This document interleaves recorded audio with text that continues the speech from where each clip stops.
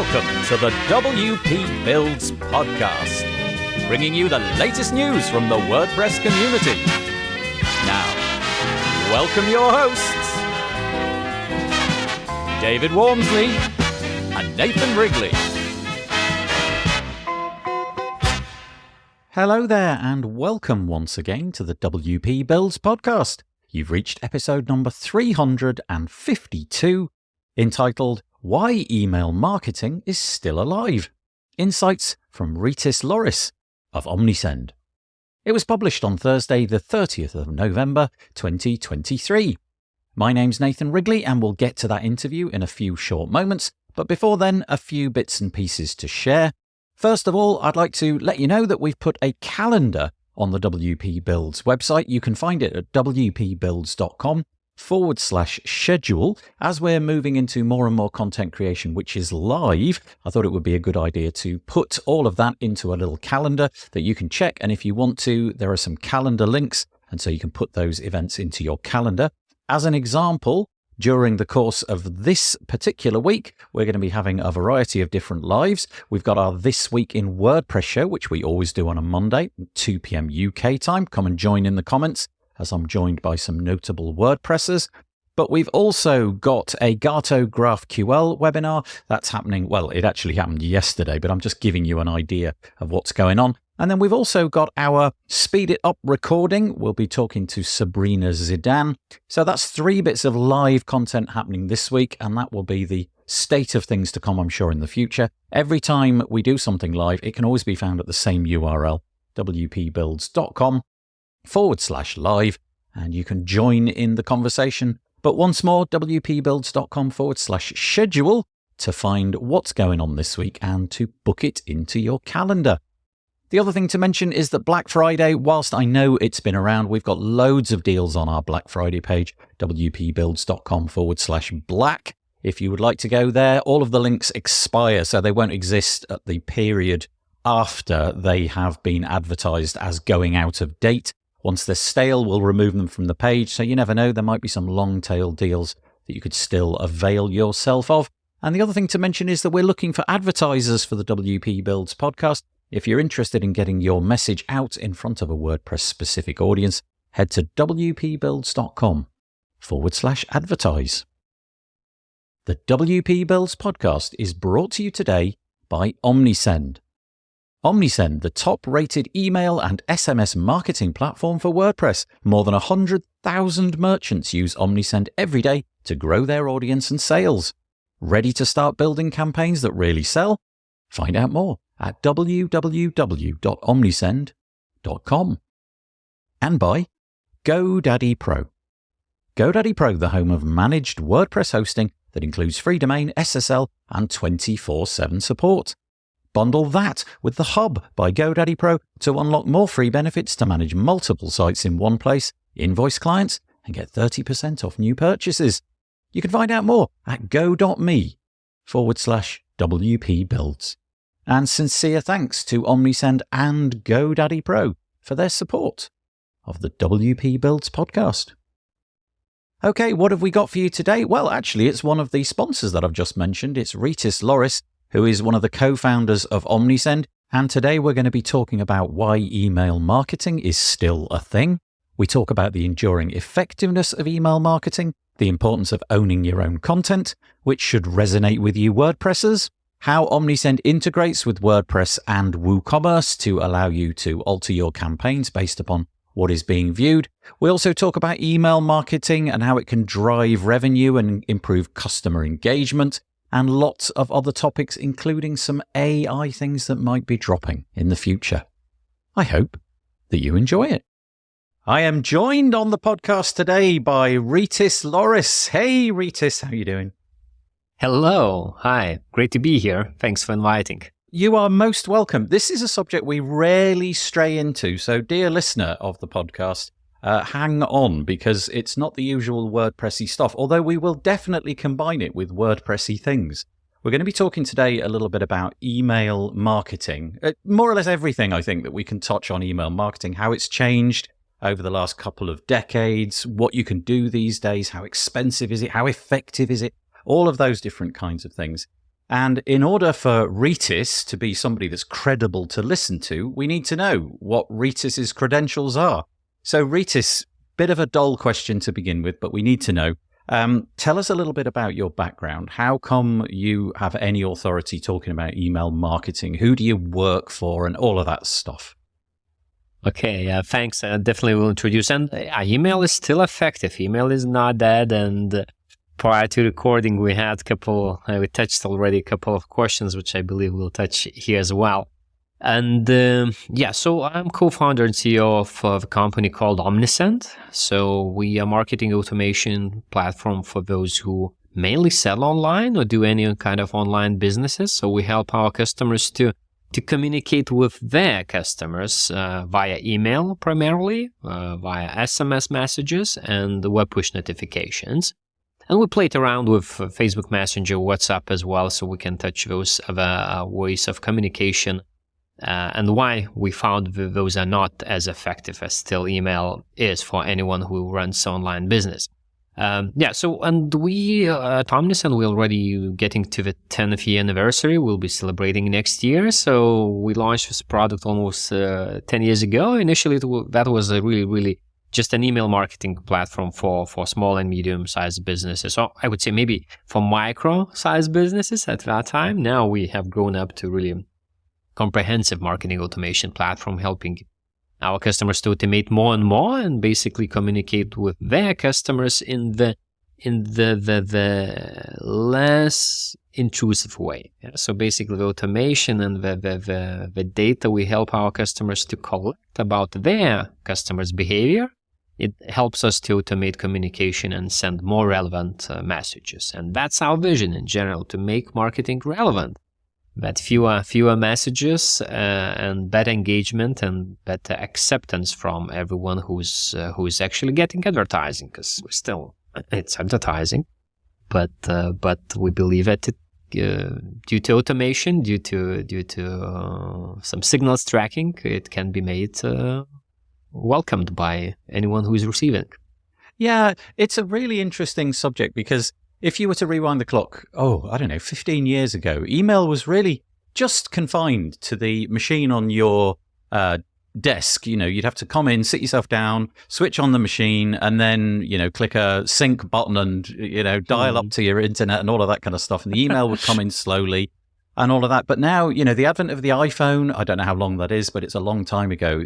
You really are able to get into people's consciousness on a more or less permanent basis. Everybody that I know is using email. Maybe we'll get into the demographics of that a little bit later and whether that's skewed towards older people and younger people.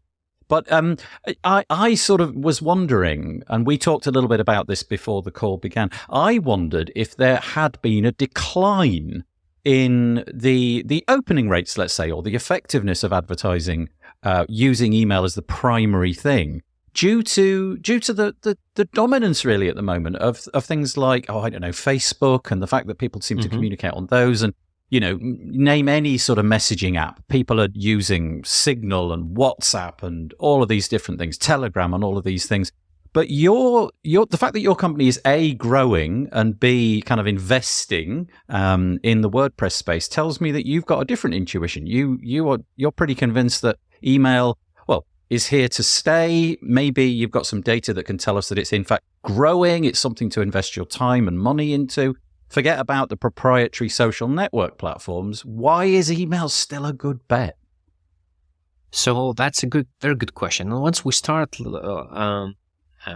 we launched and started developing what Omnisend is now, so we were looking for investors, and everybody said, "Come on, guys, what are you launching? The new email marketing platform? It's all messengers. It's all conversational commerce. Email is dead." So that was 10 years ago, and nobody was willing to invest in us. And finally, that was a good thing to happen, because up until today we are bootstrapped, or as we call, we are customer funded, as our customers. Oh, that's better. I like that. Yeah. We just our customers pay us for 1 month in advance, and there are no long-term contracts. There is no lock-in. So they make a decision if they believe that the upcoming month we will create value for them or not. So that's how we fund our business, and that's how we fund our growth.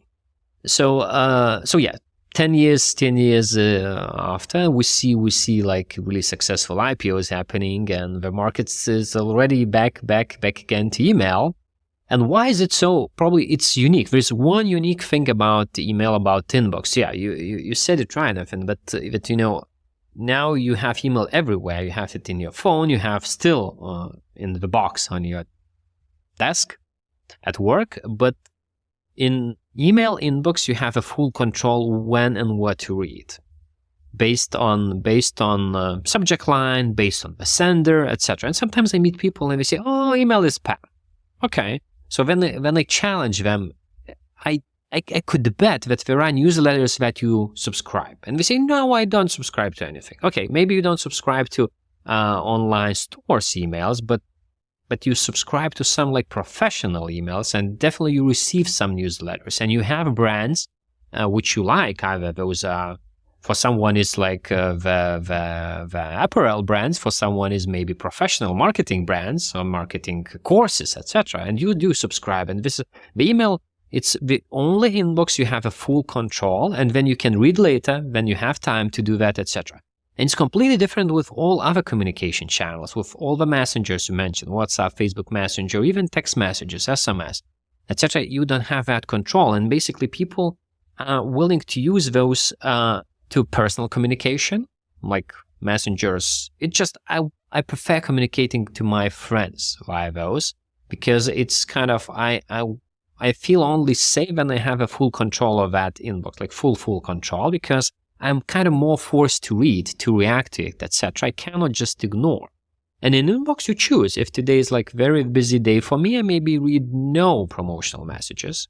But next day, maybe it's Friday afternoon, I have some spare time, I'm too lazy to do my job, etc. And I scroll in my inbox. And then I get back to the newsletters, which I missed on Tuesday, on Wednesday, whatever. Which is not the case in our messaging apps. They just do super instant, and you have to deliver instant reaction to those. So that's I think the unique thing about an email, which keeps email the most effective channel. And for anyone who sells online, who runs any online transactions, either it's physical goods, or maybe someone is like registering, or you're selling courses, or you're selling video content, etc., digital content online. So email is an unbeatable channel. So this is the most effective by far channel to retain your customers, and in entire like structure of your revenue, for what we see from our customers, it drives like 15 to 30% of the revenue. Wow. Yeah, it makes a massive impact to your business. Wow. Massive. Okay. That's really interesting. Yeah. And in comparison to the cost, it's like super cheap channel. It's the return on investment in, let's say, in case of our customers, we count that return on investment is around 1 to 75. So basically, for £1, dollar, euro, whatever currency you are on, invested, you get that return, which is massive. So you cannot even no other channel is even close to that. So usually, if you sell online, what happens that for first transaction, you spend more than actually earn. You pay for Google, you pay for Facebook, Meta, and the only way to have a proper business, you have to rely on lifetime value of a customer. So basically, to invite Nathan to buy for a second time, for a third time, to a fourth time, and that's only when you can really have a proper business. Otherwise, it will be just a loss if you will keep just trying to acquire new customers, and there will be no repeated purchases and coming back customers. Yeah, so email and is like still very effective, and it does not go anywhere. It is genuinely the only piece of tech. I'm just going to think about whether what I'm about to say is true. I think it is, yeah.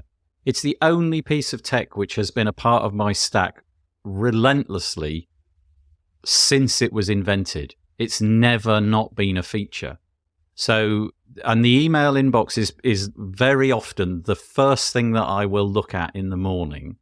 So, listeners to this podcast, just give that a moment's thought. Just think to yourself, what do you do on a daily basis. And my guess is that 90% plus 99% of you, email is going to be involved at some point during your day.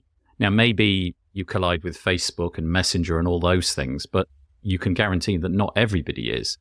Whereas email really is. And the nice thing about email as well, I guess, is that you can choose how you want it to look. You can pick a client and you can have it as a desktop app, and you can pick a different way of doing it on your phone, and you can, in my case, I've got certain tags set up. So if it spots a certain word coming in, it gets filtered somewhere for later. I use Gmail or Google Workspaces, and they do a really pretty remarkable job of filtering out the things which really I didn't ever want to see, and it's called spam and what have you.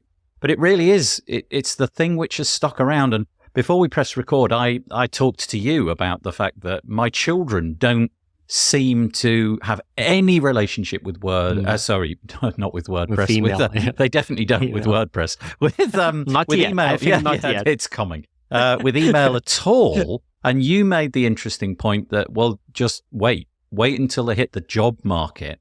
And then I think it's more or less certain that any employer is one of the first things, apart from, maybe getting you the card to get you through the front door, will be to get you the email address, right? You can't avoid email. It doesn't matter whether the kids are using it or not. It's going to be part of the workplace until somebody invents something better. But I don't see that at the moment. Okay.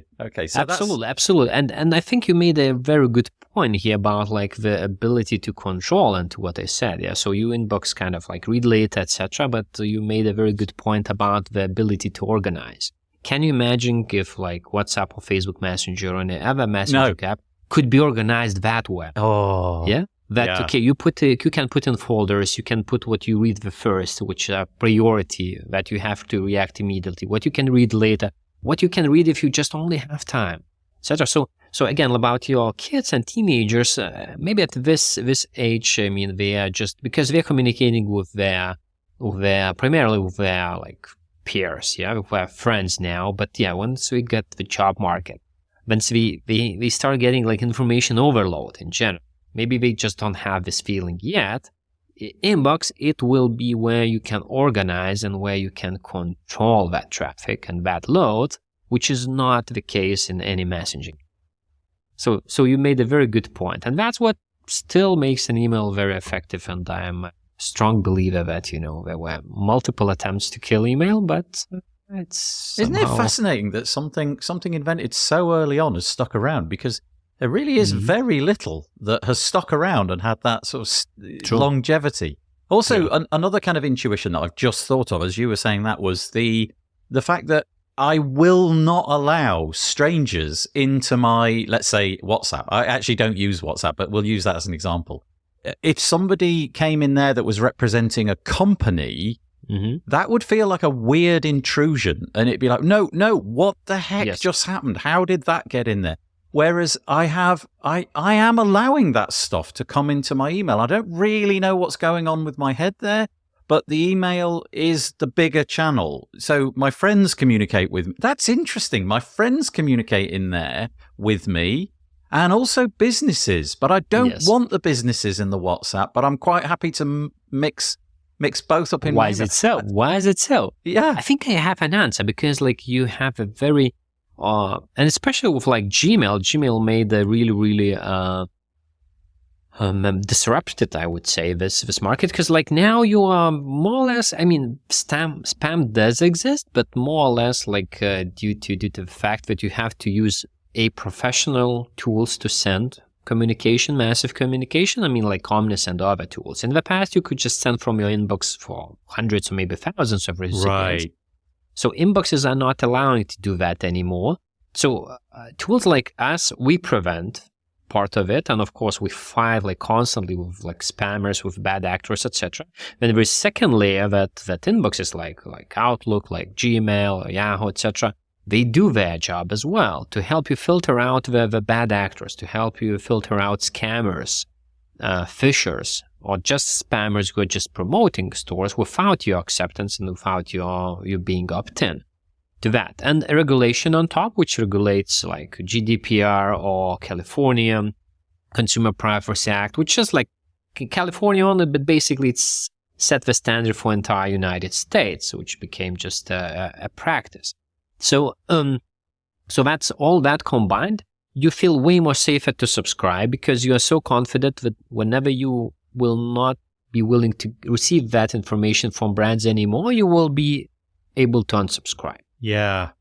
And just with a click of a button, maybe 2 clicks, yeah, at most, but it's just instant. Okay, maybe try to subscribe. I don't want to receive it anymore. I'm so confident that it's so easy to opt out. And it's just a standard. There's no other way to send any promotional messages. You have to obey those rules globally. So I think that's a thing that makes the email unique. And this is not the case with any messaging app. Because if you start getting something from the brand, how shall I opt out? There are no mechanism to do that. Also, there's the fact that you are really vendor locked in with, let's say that you again, just using WhatsApp as an example, let's say that you invest all of your resources into that channel. You are locked into that vendor. And if something goes wrong, let's say, I don't know, one of your employees abuses that account and Facebook just take you down, that you are toast on that. That's just gone. Whereas the open nature of email and the fact that, there's a spec for that and we all have to obey that. And obviously laws have come in, like you said, you have to have an unsubscribe link. It has to be sent in a particular way so that it, the markup in there is sent in a certain way. And you've obviously got the DNS and all of that going on in the background to authenticate things correctly. You're not locked in. If something goes wrong, the company that you're using to send out email, if that goes out of business, well, you just pick up and move somewhere else, right? That's totally possible. So there's that, just the longevity. And in the WordPress community, there's a direct parallel there because we're always talking about owning your own content. And so I can see how that kind of match, email as a thing is an open thing. Correct. WordPress is an open thing. You're not relying on a third-party service to do all of those bits and pieces. This is fascinating. Yeah, that's a really good parallel, actually. Yeah, it's about like really open nature and open source. Of course there are vendors, there are service providers on top of that, but in general it's open source, and you actually have a full control. You just need to find another service provider. Yeah, you can just up and move, developer. Right? Yeah, exactly. But it's still you own, and opposite to Facebook or other ecosystems, let's say other site builders or content management systems, that are owned by some company. And if company just goes out of business, you are screwed, and you cannot just, because it does not belong. Theoretically, it belongs to you, but it does not belong to you finally. Yeah, because your follower list, because that's what it is. It's a list of followers, is bound to that platform. And if that platform takes your access away or goes out of business, there's that lot gone because they're not going to give it to you. Whereas the email thing, you just download a CSV file and take it somewhere else. Yeah. Okay. So and even if they change their rules, and I think like Amazon is a really good example. Yeah. If you sell on Amazon, you do not have any access to your customers. Opposite to a email subscriber list that actually you own. And you can download once, you can always keep but this is your asset. Yeah. If you collect your subscribers, you ask for permission to opt in. So this is the asset that belongs to your business, to your company. We've gone totally off piste, but this is great. We've got a list of bullet points that I wanted to get through, and we haven't even got to the first one. But it's fine. So let's crack into it. I suspect this will be a little bit of a longer episode, but that's fine. Okay, so I haven't personally, and so if you're listening to this podcast, you're going to have to forgive my stumbling through it a little bit, and hopefully Rytis can pick up where I'm messing things up. But I haven't really used email marketing software for a very long time. And so my intuitions around that are going to be bad. So I want to just begin there. If we were to rewind the clock, let's say 10, 15 years ago, and then compare what you could do then with what you can do now. Oh, I've just hit my microphone. With what you can do now, I'm guessing there's a lot to talk about, and what I'm really doing here is opening the conversation to people like me who haven't really thought about using this kind of software. Maybe they've been stuck with the same provider for a little while, What's changed? What's the landscape like in 2023 for sending emails? Have you got any sort of like hot things that are going on that have gone on? So I would say like few things that have changed. So more and more, I would say that easiness of use, probably the first thing. Second thing is like automation, and the recent changes that are really coming into the space is AI assistants. AI is everywhere. Yeah. It's inevitable. Yeah. I mean, okay. I'm not I'm a bit skeptic about how fast AI will change our life, but I will touch just where it really helps to do, as we call it, like a donkey job. That the basic things that really required so much time in the past, but just makes your life easier. Does not disrupt, does not replace you, and you as a HI, human intelligence, still needed, but it helps you to do it. Yeah, just to do your job fast and more in a more efficient way, etc. So the first thing is really it's easier to use. So basically, like platforms like Omnisend, what it helps you to do is really to you should not be a design professional. You should not be even a marketing professional. And if you are just like small business and then basically like the orchestra, one person, you can still use. Well, that was not the case in the past, because now it's all those like drag and drop editors, segments, pre-built templates, template libraries, etc. So basically, you can just install, connect to your website and start using it, and select from, let's say, the big gallery of templates that are either theme related or some occasions related. Christmas is coming, if it's Christmas or Halloween or any St. Patrick's Day, Black Friday, St. Patrick's Day in spring, etc., whatever. So it's really like all that related, and you can play with ready-made designs. It's all drag and drop, which is easy to adopt, to make the what you want them to look, etc. And then they talk, maybe I will jump to a third topic as well, about like where AI helps you to really, there is another layer of simplification where we have as well pre-built tools where you can just write text and AI completes it for you. So basically say, okay, I want to talk about this product in that way, and AI will suggest you the paragraph of how to describe this. Or AI will extract the tone and voice and as we call it, brand assets from your website, like your logo, your colors, your fonts, etc., and it will apply to your newsletters, to your email communication. That's neat. Yeah, and what does it change? Does it replace you as a person? No, it does not. But you have no need to hire a professional designer, or try to be designer yourself if you're not a designer. Of course, if you're a designer, you will make it better looking than AI will do it for you. But it's really, really good. So it really helps you to save time. So I think it's kind of a first thing that has changed in those, as you say, 10 or 15 years. So just way easier to use, and the learning curve is really flat, so it's easy to start using and start benefiting from it. And the second thing is more data-driven and based on customer behavior, and that helps to automate properly, like segment, target more, automate more. So basically, more and more businesses are like happening online. And even like 5 years ago, 10 years ago, you should be selling some physical goods online to be as e-commerce businesses. So that's where we had the entire customer journey happening online on the internet. But nowadays, if you are a doctor, so highly likely that entire customer journey, except the patient visiting you, is happening already online. So the exploration phase, someone is Googling, someone is reading, decision-making phase, so someone is reading reviews about you as a professional, let's say as a doctor, let's take doctor as an example. So someone is reading reviews, making a decision which doctor to choose, then booking an appointment, paying online, visiting you, and after that, we get back to online. So you get the survey about, okay, did you like our service? You leave your own review as to help someone else to make a decision in the future if you are satisfied or maybe completely dissatisfied. And then the businesses are inviting you to repeatedly come to visit. So they promote again. So what happens here is really that there are way more data points and breadcrumbs that every person leaves on the internet online. So basically, marketing automation tools can track more of the behavior.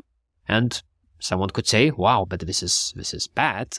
But there is a really upside of it because of this data tracking and behavior analysis. The marketing automation tools, we can help automate marketing activities and send more relevant messages. So, and I would say very illustrative thing is that could not be imagined 10 years ago.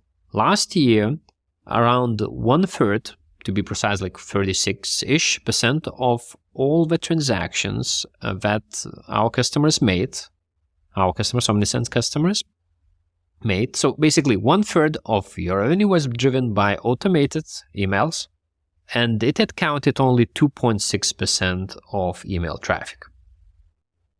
So that's power. And this percentage is growing. So the fewer messages, the less advertising is still advertising, yeah? So some people hate advertising, but we hate this advertising, which is completely irrelevant to us.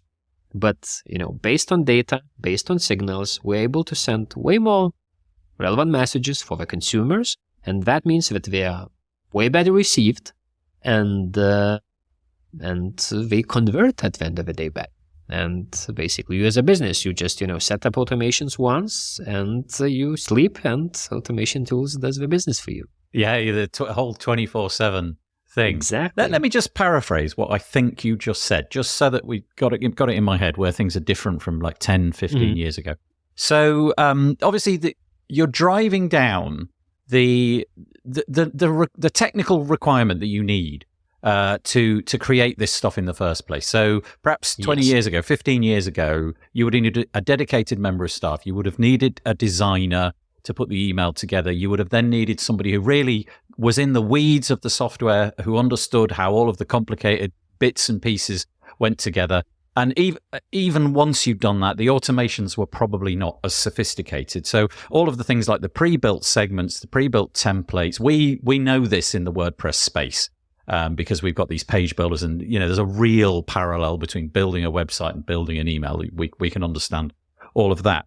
But then you moved on to the fact that now there's a push to, with AI or without AI, to talk about data and automations. And you talked about the fact that I think you said 36% of your customers are, or at least 36% of the email which is egressing your platform is based upon an automation. So fully 1/3 of things is stuff that they're not even touching on. So that bit is new to me. There were really limited automations available, but they were things like time-bound automation. So, wait 3 days, send another email in this sequence. So can we dig into the automations? So you said it makes it more relevant. It increases your return on investment. Can you just give us a bit of an indicator? What kind of automations can you do these days? And for anybody listening to this who gets it, I'm sorry, but I need to know because I don't.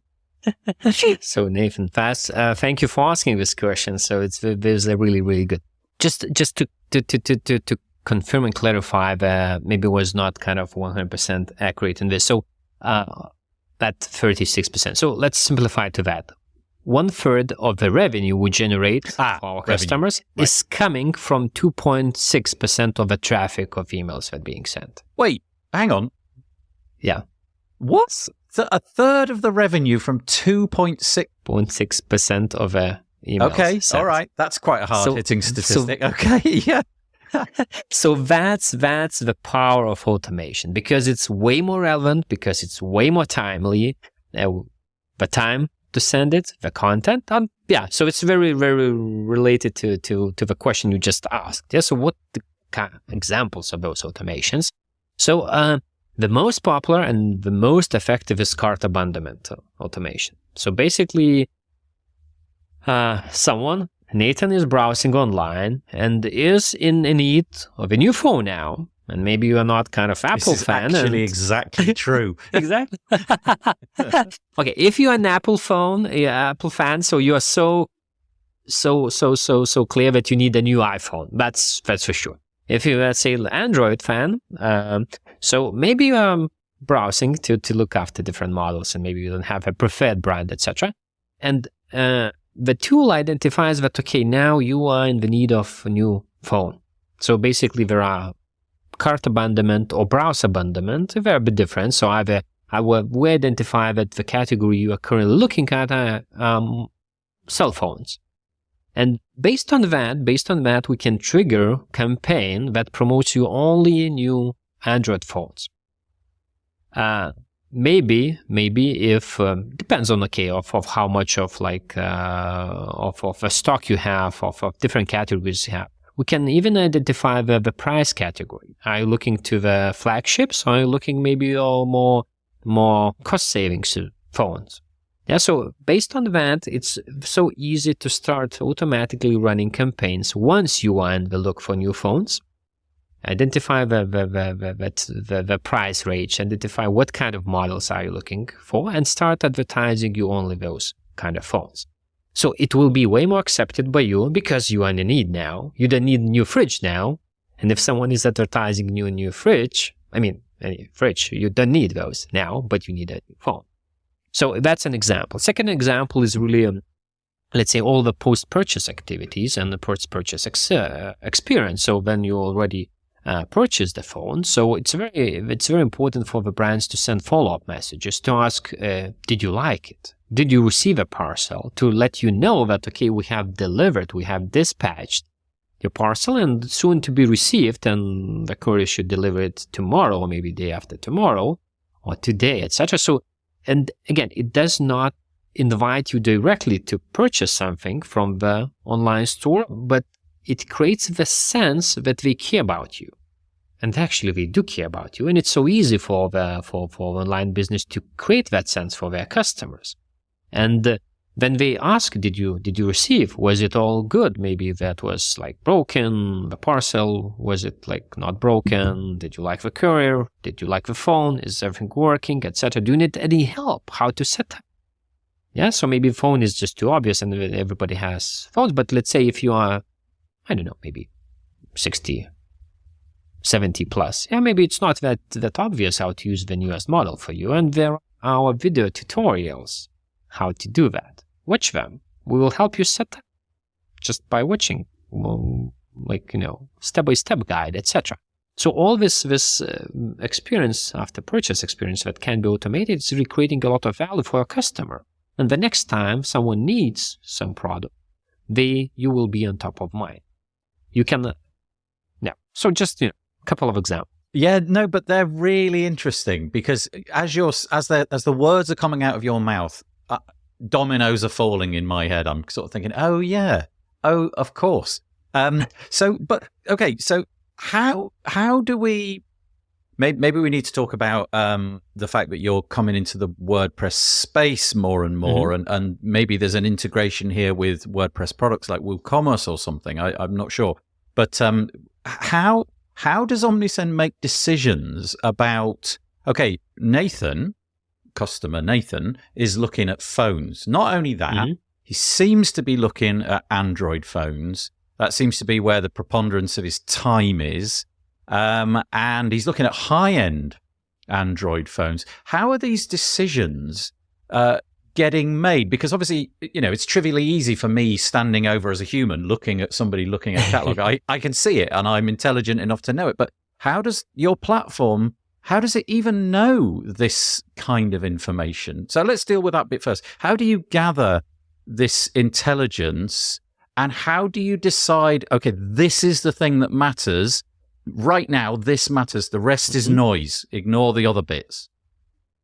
So it all starts with integration. Yeah, so with WordPress, and yeah, you're right. So like anyone can use Omnisend, but the most value that we create mainly for WooCommerce users, for those who do sell online. So yeah, so we have plugin integration on WordPress.org. So you just install, and that's how we connect online store to Omnisend. And there are two kind of data we analyze. First one is the customer's behavior, like shopping data. So it all comes from your backend, from the database. When did customer Nathan purchase for the last time? Maybe he's a first-time purchaser, or did he purchase in the past? What did he purchase with his previous phone? Did he purchase all those also a case, or maybe he did not? Did he purchase insurance in the past or no? So this is the data which comes from your store, historical data. And on top of that, once you install our plugin, we put a little front-end snippet to be able to track the customer behavior on your front end, on your website. And all those two data combined makes put a lot of records by each of a customer, each of a subscriber. So we analyze, we track this data, we store this data. And based on that data, you can build segments and you can build automations. There are a lot of pre-built segments and automations already in place, but you can build your own. So basically that's the marketer who then sets the rules. Yeah, so let's analyze the behavior. Someone is looking at this category, specific category. If someone is looking at this category, start this campaign. Boom, someone is looking, campaign is our tool is checking what's happening. Are there any rules based on this behavior? Yes, there are rules. Let's initiate the campaign. In the campaign, let's put this default text, maybe some discount code to help you to make a decision and to purchase from us, not from our competitors. On top of that, there could be dynamic fields that we say, okay, and let's promote the products that Nathan already visited, because we know. And we automatically just pull the data, pull the images, pull the descriptions, pull the prices, etc., and we, lay them out in the newsletter. And the third block would be, and let's say choose 4 random other products from this category. Okay. And you set up once, and it just runs. We see the trigger when Nathan is visiting the category. We check what conditions did the marketer set up, and then based on that, we initiate campaigns that are being composed by a computer, basically. So this is all predicated, upon the fact that they're a customer, and so presumably upon the installation of that plugin, you have to be a little bit mindful of things like, I don't know, what your privacy policy says, because now we've got cookies and we've got tracking going off to Omnisend. And I think you said you're storing that sort of stuff on your server because the listener to this podcast will be very mindful about the size of their WordPress database. And so having all of that stuff just sort of consumed and sent on your end. But then, so then that user, the person, me in this case, I've used your store before, so I've logged in, I'm browsing around. Maybe I'm not even logged in. Maybe you've been able to track that because I was there in the past and you can associate, maybe that's fingerprinting, I don't know. And in some cases, yes. Not so 100%. So logged in, logged out, but let's imagine the scenario I'm logged in. You then bind that data to Nathan seems like a great candidate for this campaign, this automation that we've got there. Do those automations need to be created by me, like from start to finish, or do you have, in Omnisend, do you have sort of suggestions of, I don't know, e-commerce type things for technology or for apparel or for, I don't know, sports equipment or whatever? Do you have those kind of things to sort of get me started? Because I wouldn't know how often to send it, how quickly to send it. I wouldn't have an intuition as to whether, no, that's weird. I was there 2 minutes ago and now I've got an email. That's just bonkers. So let's get into that. How does Omnisend actually, how do you build that in Omnisend?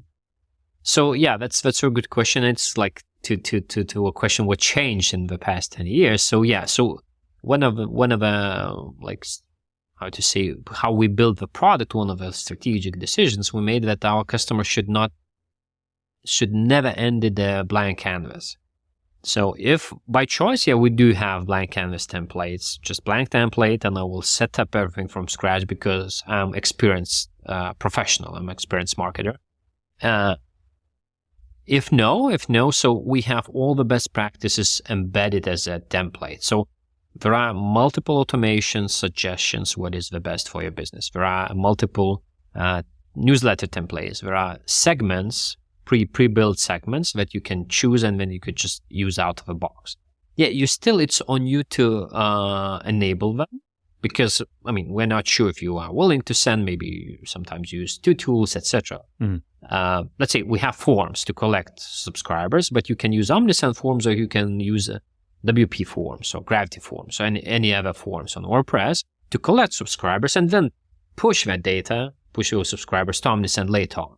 Yeah, so it's on you to enable, but again, it's very easy to enable just with a click of a dongle, basically. You can start using, and yeah, from there you can start optimizing and then customizing based on your needs, based on your business needs or your customers' specifics, etc. But you will never end in any blank canvas unless you are willing to, because you are professional. So you've set up typical automations which would serve as a good baseline, but obviously you have to think for yourself about the frequency it gets sent out, the days that it gets sent out. You know, if it's a high ticket item like a car, it's probably not a good idea to, you know, be banging that every day of the week. But if it's something a bit more flippant, you know, you're selling something for a few dollars, maybe there's just a different way of communicating that, and then you can surround it with upsells, things that might be similar inside the same category. How do people, what's your intuition as to how people react to those automations? Because on the one hand, if you implement it badly, you get that, that's weird, which everybody talks about that, don't they? My Alexa is sorry, I just said that word. Sorry. My device is listening to me. I was talking about going on holiday to Bulgaria, and suddenly I'm getting messages from this, that, and the other place about Bulgarian holidays. That's weird. How do you address that kind of stuff? Sorry, I'm going off topic again, but how do you address that kind of stuff? No, those are really great topics, and I think I really love this conversation because you ask questions as you said at the very beginning. You know, you're not a professional, and you ask questions as many people ask me those questions, and those are really, really good questions, and we need to address those. And so there are two things. First, it's very important to really have this opt-in approach. Yeah, so people have to subscribe to your communication and express their will to communicate with your brand. That's period. Yeah, so this is very important. If you don't have the permission to communicate, it is spam. This is not legal. This is not according to, it's not legal in Europe. In many cases worldwide, it's still legal, but it's against any best practice, or at least good practice. So that's for sure. That's the first. Second thing, people, because this is a fair exchange, basically what you offer for the consumer. So you say, okay, if you opt in, we will track you a bit, but in exchange, we'll get way more relevant marketing messages. And vast majority of population, like by far vast majority of population, is willing to make this exchange. Yeah, so like you can pay for some premium video streaming platforms in order to not to be shown with ads. Yeah. So that's similar exchange. Yeah, either you pay money. In this case, you subscribe to their communication and you give this permission to track your behavior online.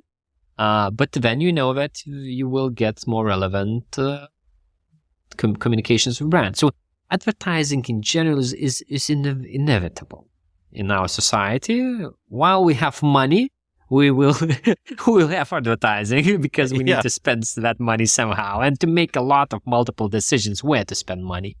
So unless we get back to some kind of exchange society and get rid of money, advertising, it will be with us. So that's basically a fair exchange. Yeah. So you lose a little bit of your privacy, but you get less of intrusive ads. Yeah, it's interesting because I think you could boil this whole bit of the conversation down to one word, and that word is trust. If you trust the brand and they haven't messed you around in the future, then okay, that email's arrived. I might open it, I might not, but I'm not going to bin it and I'm not going to spam it because they seem to be trustworthy. I suppose given that, if we rewind to, let's say that I've just signed up for Omnisend for the very first time, would there be some advice around how quickly to start doing the automations? In other words, is there a benefit in ramp it up slowly? Don't go straight in with the 300 emails a year campaign. Start with something a little bit more pulled back, less frequent, less automations, and build up a pattern of what is working. And if that's the case, do you have tools to help you understand what's working? So there are two kinds of. There are automations. So there is no rule because automations are trigger based. So basically, if someone is actively now engaging with your website and looking for something, so that's okay to have this campaign, straight away. But if once you get the trigger that okay, Nathan has purchased the phone from you, stop. Oh, that trigger's so good. I want that trigger every time. Because, I have no doubts you experience as everyone else that you already have purchased something and you still see those marketing ads everywhere. Even the big platforms get that wrong, right? All the time. So, bought the thing, still see the thing being advertised. Still see the thing, yeah. So sorry, that's very important. Of course. Yeah, but that's a very good example, and like your reaction to that is really like proving that this is a very good trigger. Yeah, so that just what makes it like absolute relevant and simplifies everything. So basically, so to your point, so there is no. I would not advise like to be like too conservative, etc. So talking about automations, as I say, welcome automation is one of really well received. So if someone just subscribes to your communication, to your newsletters, send first message just right away. Of course, no need to wait for anything. Yeah. Just do it now. Like 2 minutes delay is okay here. You shouldn't not be delaying for 24 hours, etc. And there's other category. Those are like bulk email campaigns, which are still very effective, and it's being sent when you basically, as a marketer or a store owner or business owner, you think, okay, maybe I don't have any triggers because Nathan is not looking for anything in particular now. I have no triggers. I have no information. So I will advertise whatever I want to advertise at that moment. So so it's like a trigger that's not a trigger. It's like the absence of a trigger is a trigger. Yeah. That's fascinating. Exactly. Okay. Exactly. So in those cases, yeah, you should not like over communicate. And I would agree. So like once per week, maybe let's start with that. And I think you already mentioned the example. Yeah, if you're selling like some cars or we always use the word. If you can't think of a thing in the WordPress space, we say a widget. selling a widget. A widget can be really cheap.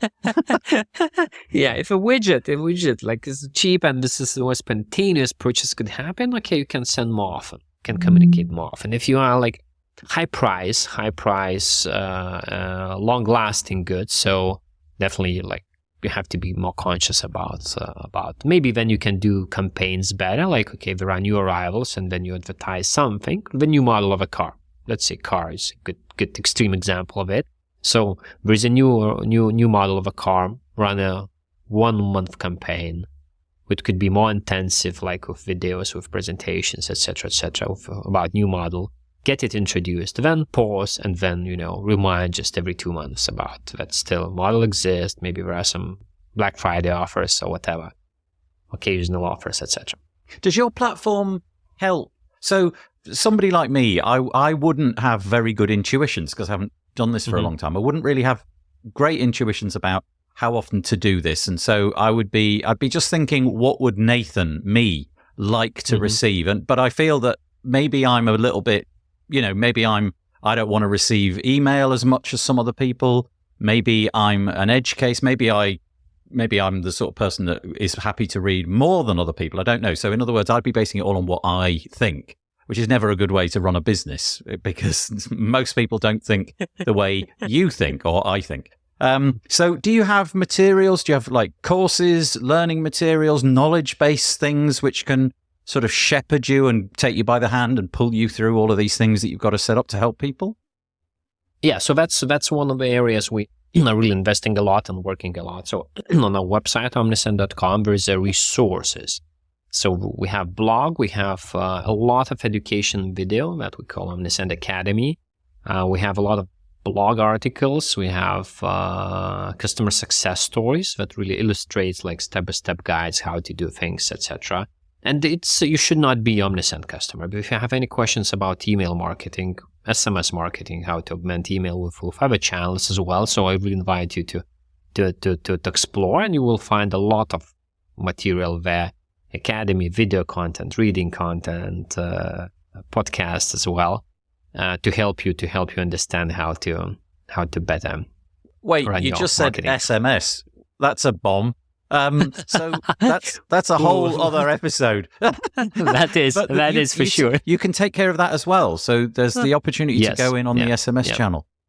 Correct. Okay, that's interesting. Correct. Yeah, that seems to be a really underserved thing. It's very rare, actually, that an SMS drops into my phone, at least anyway, that is anything other than a friend relation, somebody that I actually gave the phone number to. But the SMS is a bit like email. It's just been around forever, and I'm very open to looking at what's come through the SMS channel. I've got an intuition, again, it could be completely wrong, that there would be a different way of handling an SMS sequence than an email sequence. I feel that's more closed and more personal, and you really need to get buy-in for that and opt in separately, I'm guessing.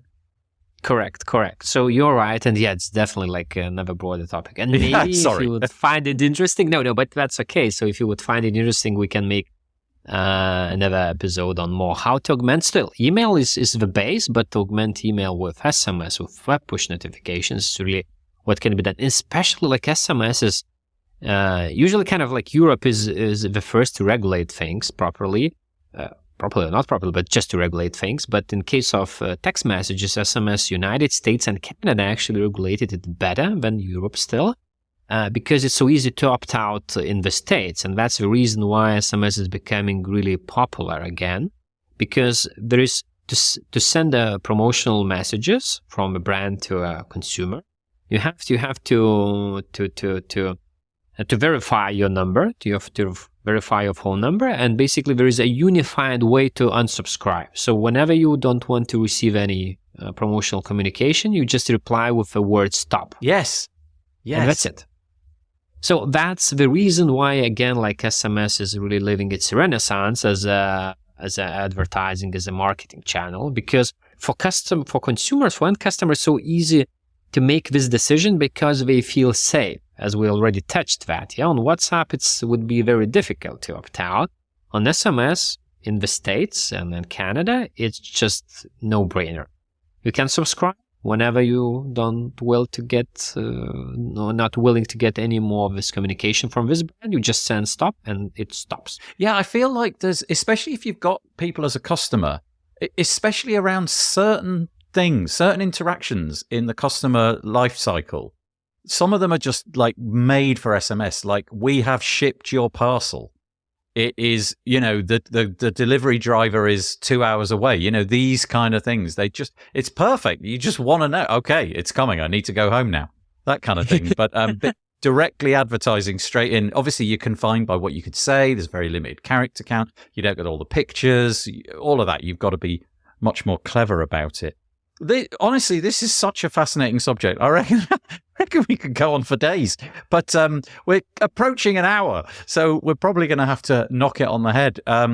So much to say. Let's just hope that somebody listening to this, you've whet their appetite. You've just made them think, okay, I need to get back into email marketing. Oh. And where do they go? What give us all the different bits and pieces. Where can we find Omnisend? What's the best way to get in touch with the company? The best way to get in touch with you?